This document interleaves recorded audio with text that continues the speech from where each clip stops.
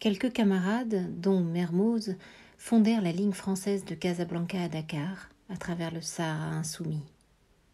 Les moteurs d'avion ne résistant guère, une panne livra Mermoz aux morts. Ils hésitèrent à le massacrer, le gardèrent 15 jours prisonnier, puis le revendirent. Et Mermoz reprit ses courriers au-dessus des mêmes territoires. Lorsque s'ouvrit la ligne d'Amérique, Mermoz, toujours à l'avant-garde, fut chargé d'étudier le tronçon de Buenos Aires à Santiago et, après un pont sur le Sahara, de bâtir un pont au-dessus des Andes. On lui confia un avion qui plafonnait à 5200 mètres. Les crêtes de la cordillère s'élevaient à 7000 mètres.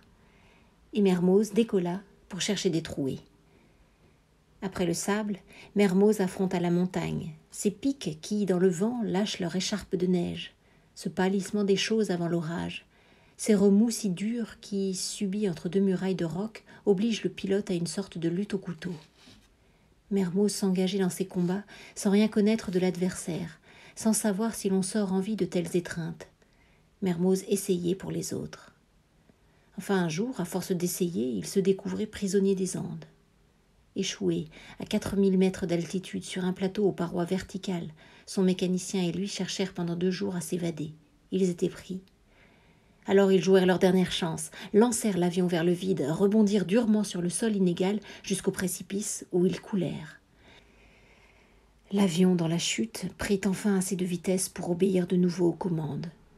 Mermoz le redressa face à une crête, toucha la crête, et, l'eau fusant de toutes les tubulures crevées dans la nuit par le gel, déjà en panne après 7 minutes de vol, découvrit la plaine chilienne sous lui comme une terre promise. Le lendemain, il recommençait.